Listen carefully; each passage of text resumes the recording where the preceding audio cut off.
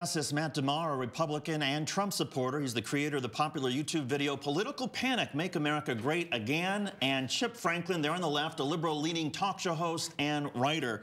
Matt, let's start with you. Before we make the comparison with Hillary Clinton, would you acknowledge that Vice President Pence, when he was governor of Indiana, showed bad judgment using a private email system? I mean, I don't know if I'd say it was bad judgment. I mean, you know, he might have made a little mistake, but the bottom line is that it was legal. I mean, in Indiana, it's legal, so you can do it. So, I mean, they keep everything on file, and then from there, they end up, you know, if they have to check it back, then you check it. See, Hillary, she just erased everything.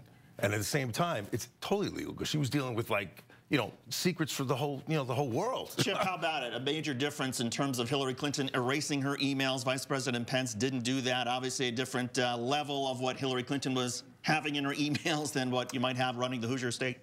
Well, look, Pence is right when he says there's no comparison, because Comey investigated Hillary Clinton and found nothing. Will the FBI investigate Pence? No, because they're too busy investigating the relationship between, Manafort, Sessions, Trump's personal attorney, Trump himself, you know, Chip, I do and have the to Russians who hacked the DNC emails. It's not that Comey found nothing. It's that Comey found that there wasn't enough for him to bring criminal charges. No illegalities. He found no illegalities. By the way, who still uses AOL? My mother's 95. She's on Google Chat, right? Come on. Chip, no one's going to argue on that point. The AOL, yeah, that's probably the most peculiar part of this whole thing. But Matt, the vice president, rather, did not have any confidential information in there. Wait, can I interrupt? No, wait. He had an FBI terror assessment that he spoke with then Homeland Security head John Hill. I'd say that's kind of important. Yeah, but it's not like states. It's not like, you know, she had Benghazi. She had stuff. I mean, this woman's. No. You investigated her on Benghazi. Nothing. You investigated with Ken Starr. Nothing. Comey. Nothing. Give it up. You got nothing on her. Let's just keep crying. That's all we do. We don't want to give these guys a chance to even get in there. We just keep bothering them and keep throwing stuff at them. For the record, Chip, for the record, there were like 14 people who got convicted in the Whitewater scandal, including a former law partner of Hillary Clinton. But now I've made my peace about that. All right, but she did have to go in front of a grand jury. But, Matt, to the point.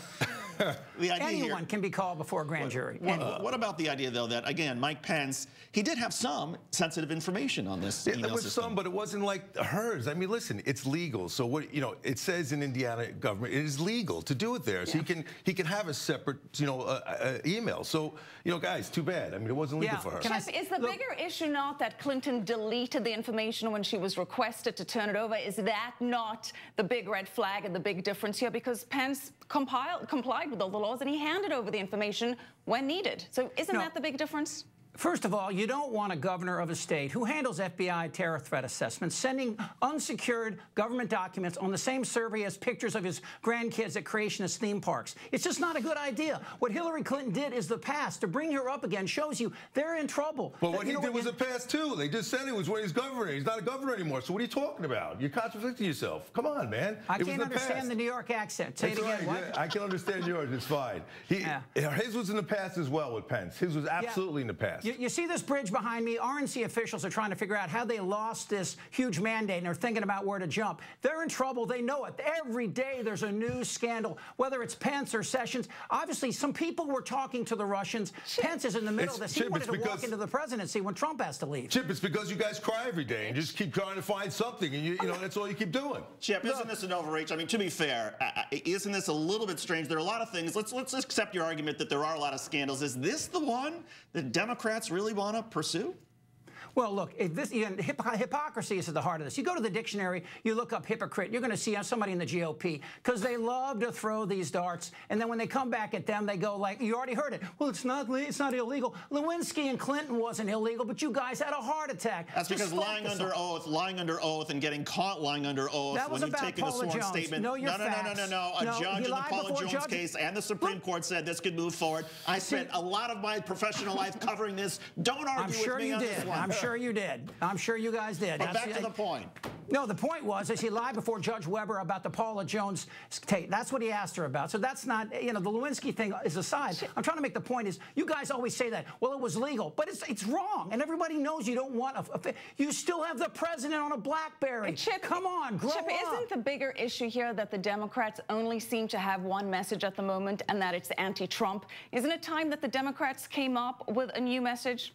Yeah, here's the deal. When somebody has their boot on your head, the first thing you have to do is get the boot off your head. When you're talking, I can just go down the list. You know the list, whether it's Syrian refugees or Mexican Americans or civil rights or transgenders or people that have the right to live in this country without the fear of the people he's empowering to attack them. That's the stuff we're talking about first. As far as an agenda goes, the only thing this president has brought forward was the Muslim ban, and it's failed. He hadn't even brought forth another ban yet. What has he done? You tell me one thing that I could focus on, because the only thing he's done is trip over his shoelace. And bring the stock market up and get jobs he didn't going. Bring the stock market up. He helped rise it. And you know what's ridiculous is that you're saying that he's done deregulations. He's picked a new nominee for the Supreme Court. You could go on and on. But back to the point, Matt. He and nominates. That is, again, he doesn't pick. He nominates. The fact that that Hillary Clinton was not ultimately convicted by... She was never charged. She was ultimately convicted. Because Trump was being nice to her. He should have locked her up. I stand corrected. She was never indicted.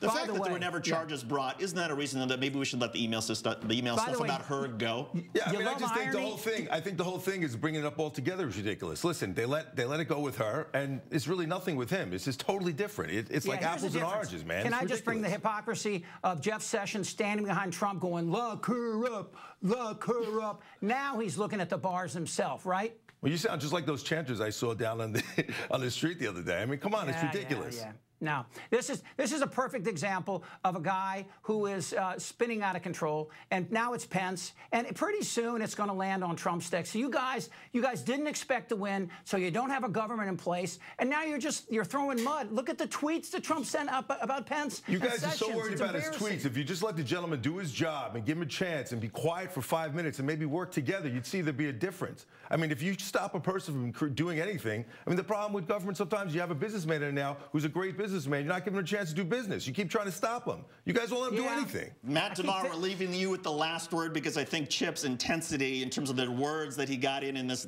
segment was even more. So, but Chip Franklin, we love you both. Chip Franklin, Matt DeMar. That was really fun. I appreciate it. Thanks a lot. At least we all agree on the AOL front. Yes. Agreement on that front. All right. Still to come on Crossroads,